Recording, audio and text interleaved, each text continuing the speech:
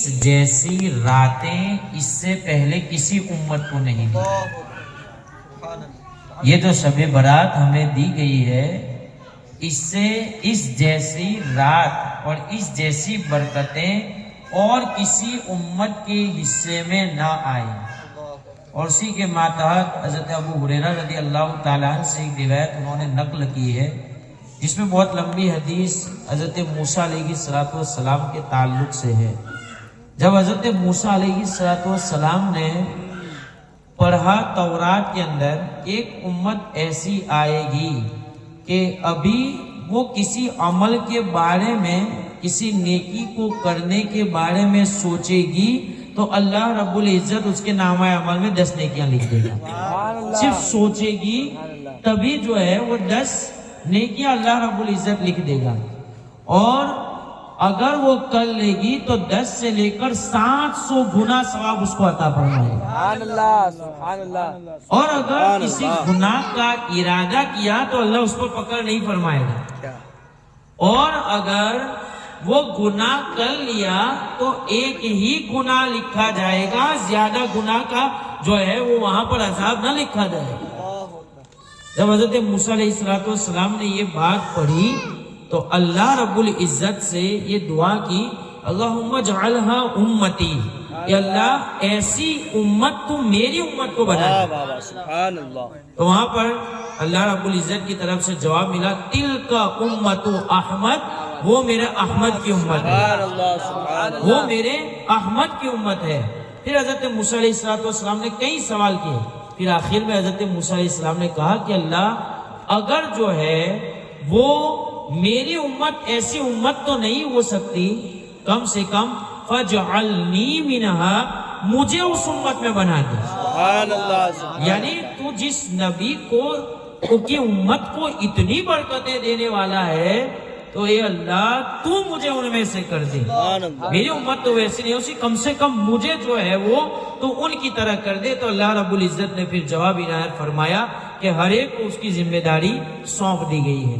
اب کہنے کا مطلب یہ ہے، ہم وہ امت کہ ہماری طرح ہماری امت اس امت میں آنے کے لیے اگلے انبیاء کرام خواہشات کا اظہار فرماتے ہیں۔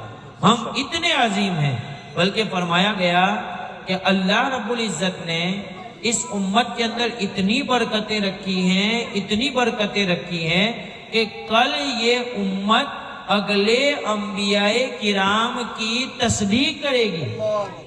قیامت کا میدان ہے، میدان حشر ہے۔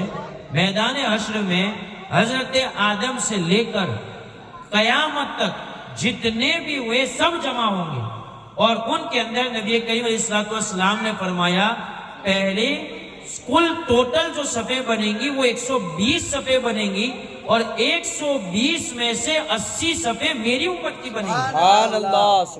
یعنی ہماری امت محمدیہ اتنی بڑی 80 صفحے بنیں گی، اور 40 صفحے دوسرے انبیاء کرام کی۔ اور اس موقع پر جب نبیوں کے بارے میں امت سے پوچھا جائے گا کہ بتاؤ تمہارے نبی نے تم تک پیغام پہنچایا تھا یا نہیں، تو ساری امتیں جنہوں نے تکذیب کی تھی اپنے انبیاء کی، وہ کہیں گی کہ نہیں، ہمیں تو کوئی پیغام نہ پہنچا۔ تو اس موقع پر نبی سے پوچھا جائے گا کہ بتاؤ تم نے پیغام پہنچایا تھا یا نہیں، تو نبی جواب دیں گے کہ ہاں ہم نے پیغام پہنچایا تھا۔ تو پھر کہا جائے گا کہ گواہ پیش کرو اس پر۔